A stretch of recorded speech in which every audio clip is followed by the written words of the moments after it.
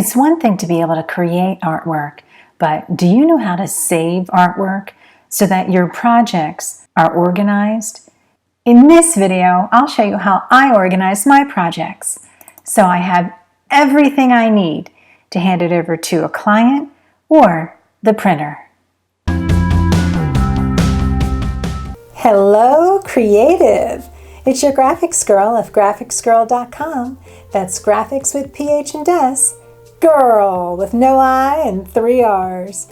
And I'm here with a quick tip to help you design your brand.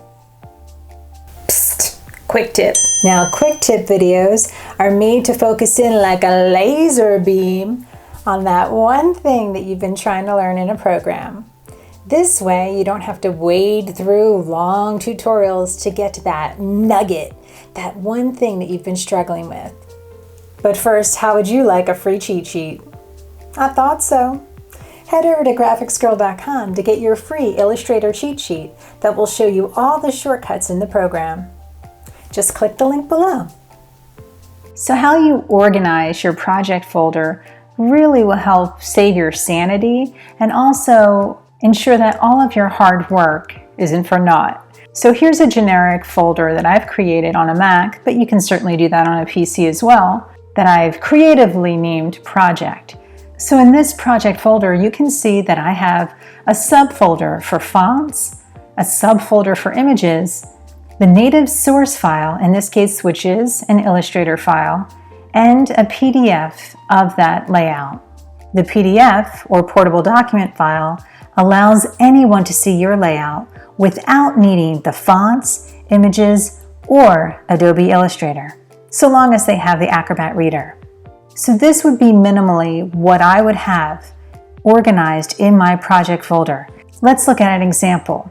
Now this project happens to be for a direct mail or DM postcard.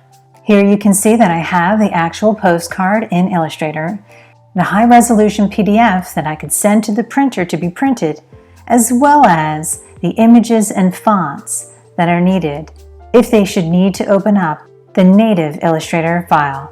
So opening that energy postcard file up in Illustrator, you can see that I'm using a font called A Beat by Kai.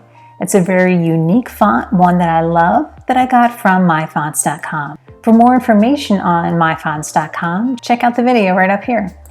This is a very basic layout where I have one unique vector shape that I created, a flood background that I have, and a placed image. So I can go to Window, Links. So it's in this Links panel that I can see that this image, windmills.tiff, is not only just a TIFF file format, but it's CMYK and high resolution, or containing 300 ppi.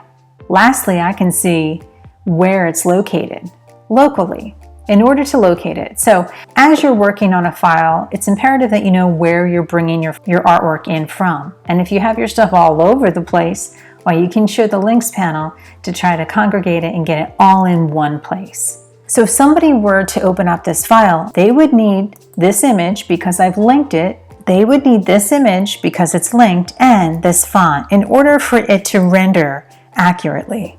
If they didn't open up the native file, but rather opened up the PDF, then they would not need anything. It would be self-contained, and you can see here that I included registration, trim marks, and color bars.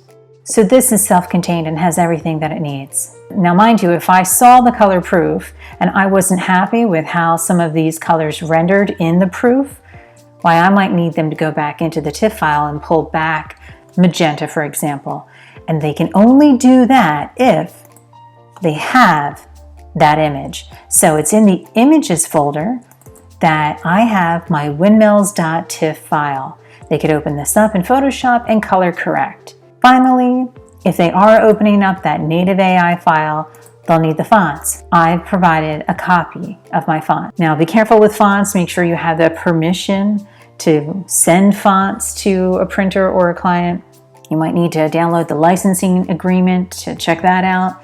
Right here in this folder is everything that I would need, not only to print that file other than hitting print with the PDF, and to make any content changes by having the editable file and the font, as well as that image that I placed. So you can see in both my generic project and my example of a postcard here, how the files should be structured. So in my next video, I'm going to show you how you can structure InDesign files. If you found this video helpful, give it a like, share it with your friends, and please subscribe to my channel. And don't forget, for free marketing, branding, and design resources, head over to grrrl.com.